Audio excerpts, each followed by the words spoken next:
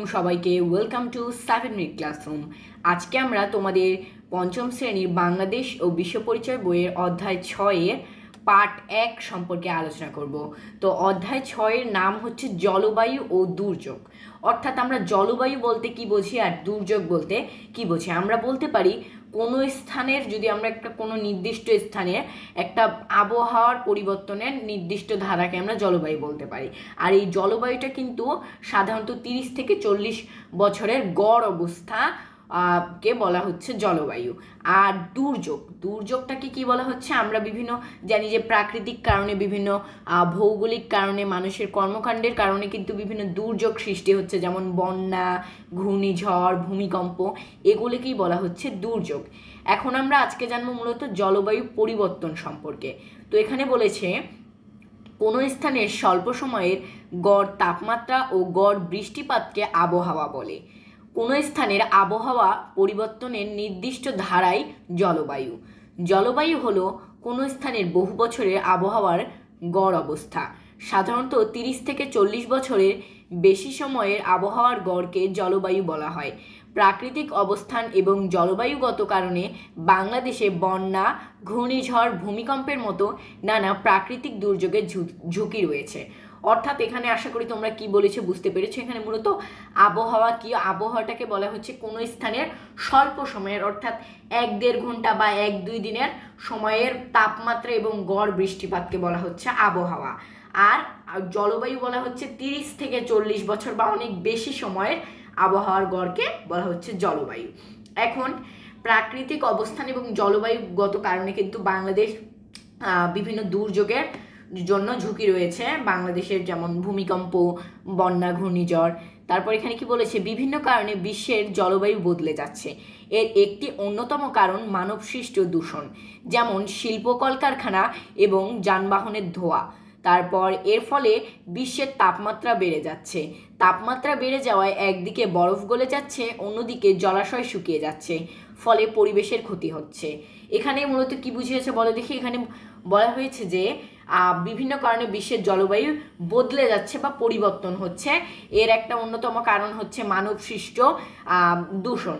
অর্থাৎ এটাতে মূলত বলা হয়েছে, ধরো একটা এলাকায় খুব শীত পড়তো, 30 থেকে 40 বছরের জলবায়ু অনুযায়ী ওখানে শীত পড়তো, কিন্তু বিভিন্ন মানবসৃষ্ট দূষণের ফলে তাপমাত্রা বেড়ে যাওয়ার ফলে বা ওখানে শীতটা কম পড়ছে এবং ধীরে ধীরে গরম হতে শুরু করেছে। এটাকেই বলা হচ্ছে জলবায়ু পরিবর্তন। এখন বাংলাদেশের জলবায়ু পরিবর্তনের প্রভাবে যা যা ঘটছে, যেমন গড় তাপমাত্রা বৃদ্ধি পাচ্ছে, তারপর অতিবৃষ্টি বা অনাবৃষ্টি হচ্ছে, ঘূর্ণিঝড়ের প্রকোপ বেড়ে যাচ্ছে, বারবার ভয়াবহ বন্যা হচ্ছে, মাটির লবণাক্ততা বেড়ে কৃষি জমির ক্ষতি হচ্ছে, তারপর গাছপালা ও বিভিন্ন প্রাণী ধ্বংস হয়ে যাচ্ছে, ভূগর্ভস্থ পানির স্তর নিচে নেমে যাচ্ছে। আশা করি তোমরা বুঝতে পেরেছো যে পরিবর্তনের প্রভাবে যেগুলো ঘটছে এখানে কি বলা হয়েছে। তারপর এখন বলেছে জলবায়ু পরিবর্তনের মাত্রা ব্যাপক হলে প্রাকৃতিক দুর্যোগের সম্ভাবনা বেড়ে যায়। ধারণা করা হচ্ছে জলবায়ু পরিবর্তনের ফলে 2050 সালের মধ্যে বাংলাদেশের 20% এলাকা সমুদ্রে তলিয়ে যেতে পারে। এতে খাদ্য উৎপাদন, বাড়িঘর, স্বাস্থ্য ও কর্মসংস্থান ভয়াবহ ক্ষতির সম্মুখীন হতে পারে। তাই এই দুর্যোগের ঝুঁকি মোকাবেলায় বাংলাদেশের সরকারের বিভিন্ন মন্ত্রণালয়, বিশেষত দুর্যোগ ব্যবস্থাপনা ও ত্রাণ মন্ত্রণালয় কাজ করে যাচ্ছে। অর্থাৎ এখানে বলেছে যে একটা ধারণা করা হচ্ছে, একটা বিজ্ঞানীর একটা ধারণা করেছেন যে যেভাবে বাংলাদেশের জলবায়ু পরিবর্তন হচ্ছে, এর ফলে 2050 সালের মধ্যে বাংলাদেশের 20% এলাকা বা ভূমি হচ্ছে সমুদ্রে তলিয়ে যেতে পারে। তারপর এই যে বিভিন্ন দুর্যোগের ঝুঁকি মোকাবেলা করতে বাংলাদেশে একটা সংস্থা বা একটা মন্ত্রণালয় হচ্ছে দুর্যোগ ব্যবস্থাপনা, অর্থাৎ দুর্যোগের হওয়ার পর ব্যবস্থাগুলো কি কি হবে, এবং ত্রাণ বলতে দান বুঝাচ্ছে। যেমন দুর্যোগ হলে কিন্তু খাবার দাবার বা বিশুদ্ধ পানির অভাব দেখা যায়, এগুলো ত্রাণ করে বেড়ায় এই মন্ত্রণালয়টা। আশা করি তোমরা এই অংশটুকু বুঝতে পেরেছো। এখন আমরা তোমাদের ক নম্বর প্রশ্নটি পড়ব। কি বলেছে, এসো বলি। জলবায়ু পরিবর্তনের বিষয়টি শিক্ষকের সহায়তায় আলোচনা করো। আমরা পরিবেশের কি কি ক্ষতি সাধন করি। অর্থাৎ আমরা কি কি সাধন করি, আমরা দিতে পারি যে আমরা বাড়িঘর তৈরির ক্ষেত্রে বৃক্ষ কাটি, তারপর হচ্ছে আমরা দিতে পারি নদী সাগরে শিল্প বর্জ্য ময়লা ফেলি, তারপর অপরিকল্পিতভাবে হচ্ছে নগর গড়ে তুলি। তারপর এখন বলেছি এর ফলে পরিবেশের উপর কী ধরনের প্রভাব পড়ে। আমরা দিতে পারি এর ফলে পরিবেশের উপর পরিবেশের আবহাওয়া ও জলবায়ুর পরিবর্তন ঘটে।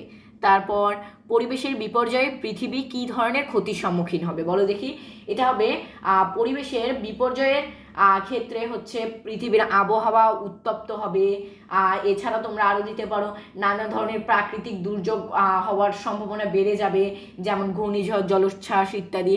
তারপর আমরা কিভাবে এটি রোধ করতে পারি, আমরা দিতে পারি পরিবেশ বিপর্যয় রোধের জন্য আমাদের সবচেয়ে প্রয়োজন হচ্ছে জনসচেতনতা। আমরা সচেতন হলে এ ব্যাপারে উন্নত বিশ্বের সরকারগুলোকে আমরা বেশি দায়িত্ব দিতে পারি। তারপর হচ্ছে আমরা আরও দিতে পারি পাশাপাশি ক্ষতিগ্রস্ত দেশগুলোকে আরও উন্নত হতে সাহায্য করতে পারি। এখন খ নম্বরে বলেছে এসো লিখি, নিচের দুইটি কলামে জলবায়ু পরিবর্তনের কারণ ও ফলাফল লেখো, কাজটি জোড়াই করো। এখানে তোমাদের 42 নম্বর পৃষ্ঠায় আরও কিছু উদাহরণ দিয়েছে, ওগুলো সাহায্য নিতে পারো। কিংবা আমি যদি এখানে বলে দিই জলবায়ু পরিবর্তনের মানুষসৃষ্ট কারণগুলো আমরা দিতে পারি হচ্ছে অবাধে বৃক্ষ নিধন, তারপর হচ্ছে নদী ও সাগরে শিল্প বর্জ্য ফেলা। আচ্ছা, আমি অবাধে বৃক্ষ নিধনের যদি ফলাফলটা বলি, পরিবেশ ভারসাম্য হারায়। তারপর নদী ও সাগরে হচ্ছে আমরা দিতে পারি নদী ও সাগরে শিল্প বর্জ্য ফেলা, এটার আমরা ফলাফল দিতে পারি পানি দূষণ ও মৎস্য সম্পদ ক্ষতিগ্রস্ত হয়। তারপর আমরা আরও দিতে পারি ভূগর্ভের পানি উত্তোলন, আমরা দিতে ফলাফল হিসেবে দিতে পারি ভূগর্ভস্থ পানির স্তর নিচে নেমে যায়। আশা করি বুঝতে পেরেছ। এখন তোমাদের আরও কিছু করিতে বলা হয়েছে যে 2007 সালে বঙ্গোপসাগরে সৃষ্ট সিডরের মতো আরও কিছু ঘূর্ণিঝড় সম্পর্কে তথ্য খুঁজে বের করো। ঘন্টায় এর গতিবেগ ছিল 160 কিলোমিটার, যা 3447 জনের জীবনহানি ঘটায়।